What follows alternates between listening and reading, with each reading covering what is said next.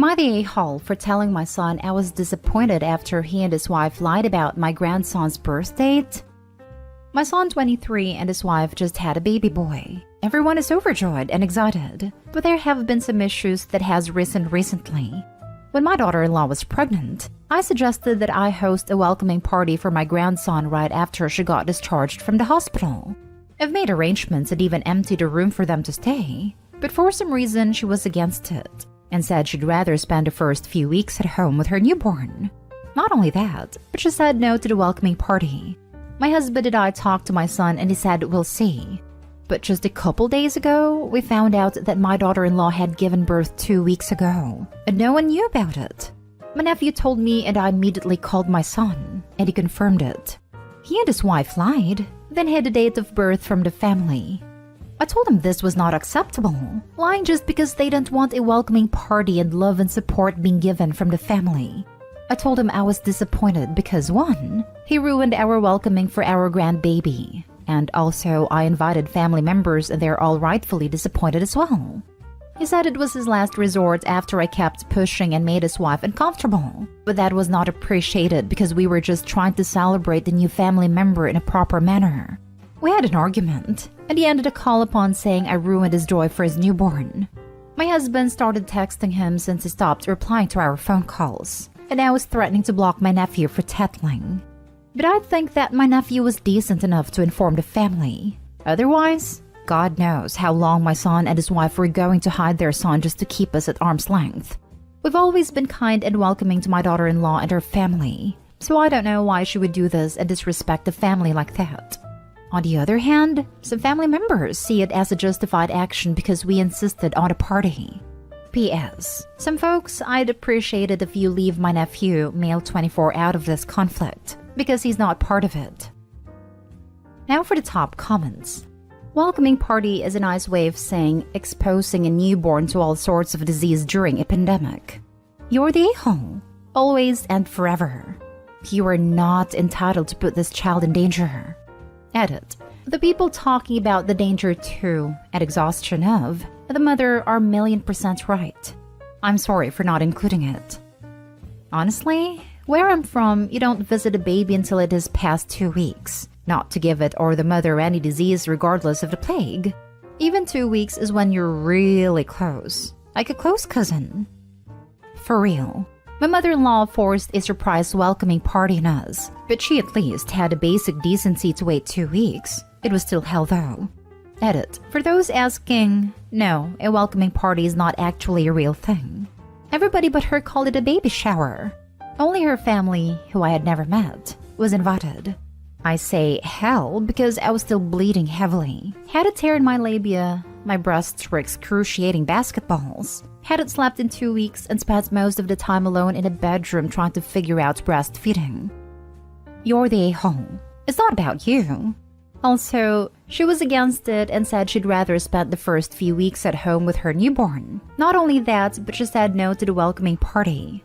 My husband and I talked to my son and he said we'll see. Mom said no. So you went behind her back to your son, which is disrespectful and insensitive to her wishes. And he clearly wasn't on board either.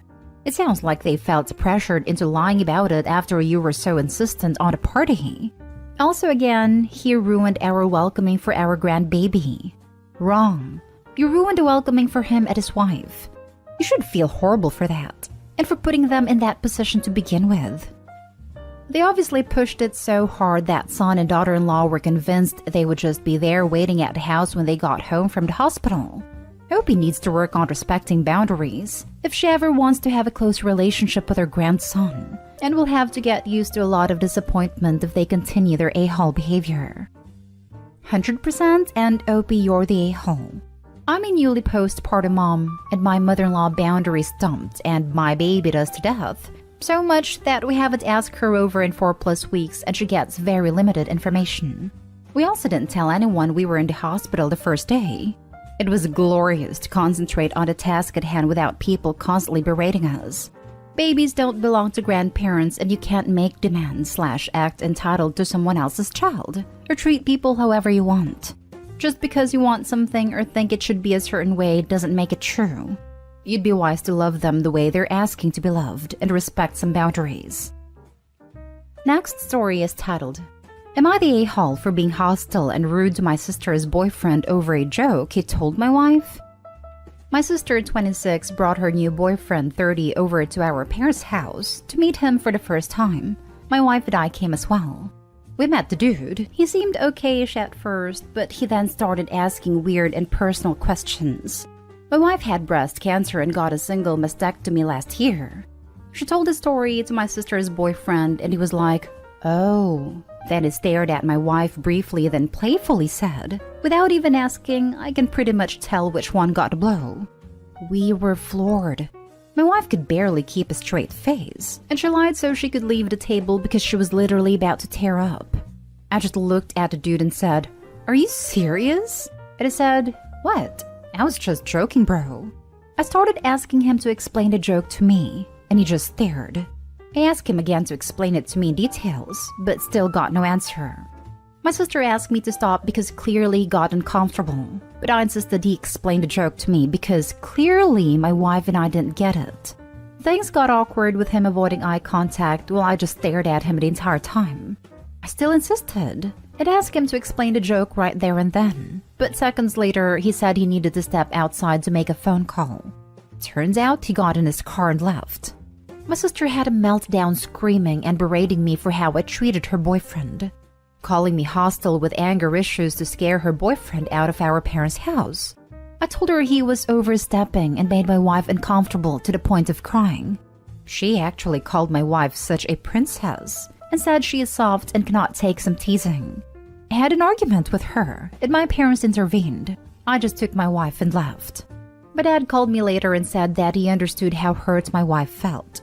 But my sister's boyfriend was visiting for the first time and I showed hostility and aggression instead of just ignoring him. He encouraged me to reach out to him and my sister later and talk it out, but I declined.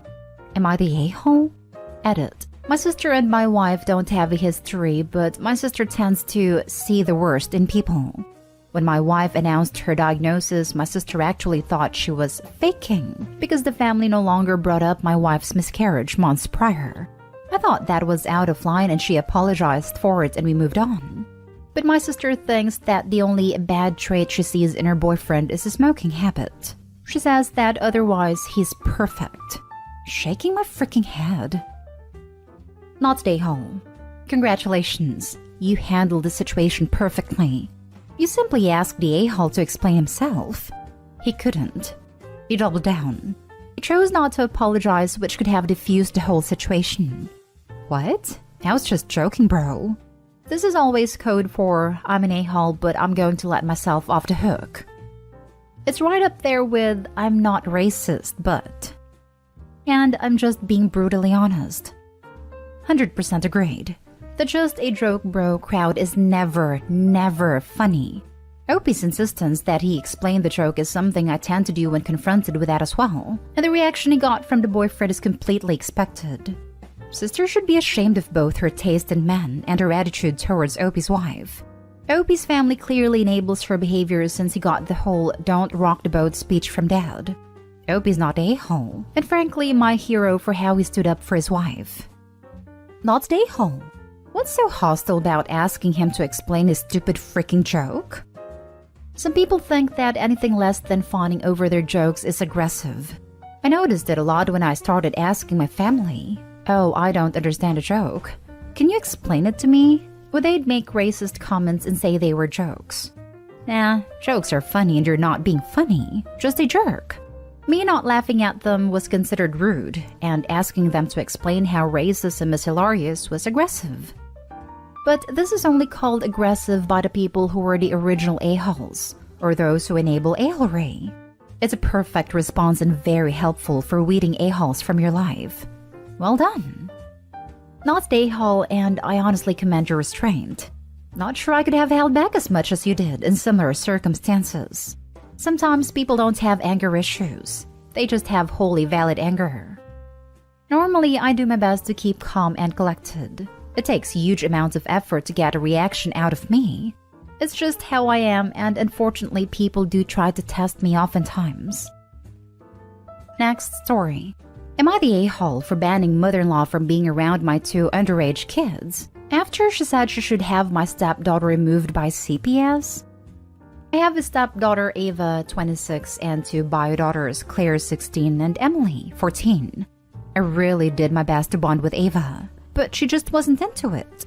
We did family therapy, individual therapy, but Ava was never okay with the idea of having step-parents. Mom was also remarried. She was a good kid and just kept to herself. Ava's getting married and mother-in-law's freaking out because Ava doesn't want a lot of post pictures. Ava really just wants pictures with a groom and to skip the family pictures. I didn't hear this conversation, but apparently Ava told mother-in-law that she would take pictures with her and father-in-law, but she had been dreading the big family pictures because she hates pretending she has 2 families when really she just didn't have one. My husband gently confronted Ava when mother-in-law told him what she said, and Ava said he didn't do anything wrong, but she just hates pretending we are a real family. That was hard on him, and he has been beating himself up over it. Mother-in-law won't let go of it, and has been crying about how she didn't know how bad it was for Ava, and she should have saved her. Mother-in-law recently burst into tears very dramatically in front of my husband, Claire, and Emily, and said she should have called CPS on us and gotten custody of Ava. We demanded to know what was CPS worthy, and she said she could have made something up, but if Ava was so unhappy, she should have been removed. I asked her if she would really lie to CPS, and she said yes, and that Ava probably would have been a good actress and could have convinced them. I was freaked out by this conversation. I decided if she really thinks that is okay, I don't want her around Claire and Emily. My husband is torn. The kids don't care either way, but mother-in-law says I'm dramatic and insane, and Ava told her dad that I can do whatever I want. But if mother-in-law can't be around them, the 4 of us can be the ones to not come to the wedding. I actually didn't mind her being around them at the wedding. It meant more she is banned from our house and we won't be going to any family events. My husband is now upset and feels I overreacted. Now for the comments. Not stay home. Mother-in-law is nuts and having a meltdown about somebody else's wedding. If she's threatening false CPS reports, she doesn't need to be anywhere near your family. Not to mention mother-in-law is delusional to think that her getting custody of Ava would have magically fixed all of the problems she perceived. Like if only she'd been the one to have custody, then Ava would want to take big family photos. She's throwing an overdramatic temper tantrum with very real and consequential threats, and I don't blame Opie for not wanting that anywhere near her family. Not stay home, but that is not a problem here. Husband being a freaking pushover is. What your mother-in-law said is completely inappropriate, and your husband should see it as what it was, a threat to your family. If he can't see that, then it is maybe worth reevaluating your relationship with him. Not stay home, but your husband should have A, recorded that crap, and B, gone no contact.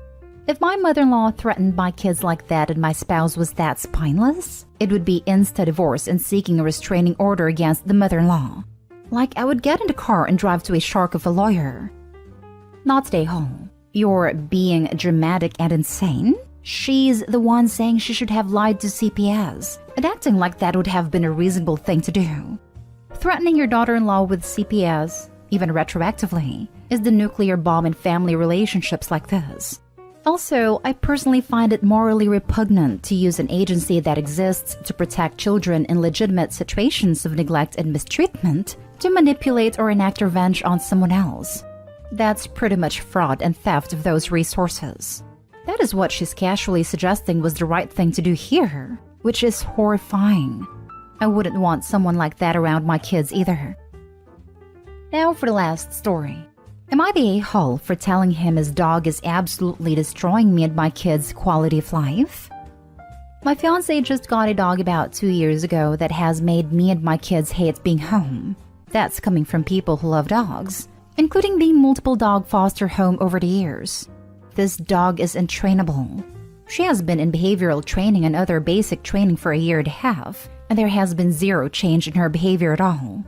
She whines constantly, nips at your face to get your attention and draws blood damn near every single time, rips food from your hands, bites your ears while you are trying to drive because she is pissed that you won't let her sit in your lap, gets in the garbage and will snarl at you if you reprimand her, etc.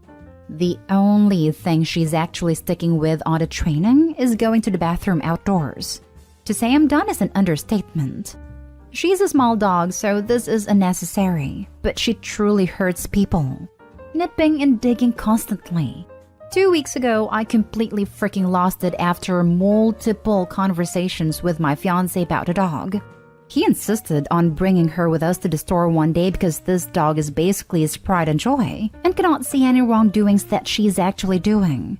So he insists on bringing her. And while driving, she jumped in my lap and gutted me. Complete loss of breath. Dug the heck out of my stomach, etc. Not even 10 minutes later, she reaches up and rips my Slim Jim out of my mouth. I flipped out and told him he had until the end of the month to find her somewhere else to go because I've had it and she's no longer welcome at my home.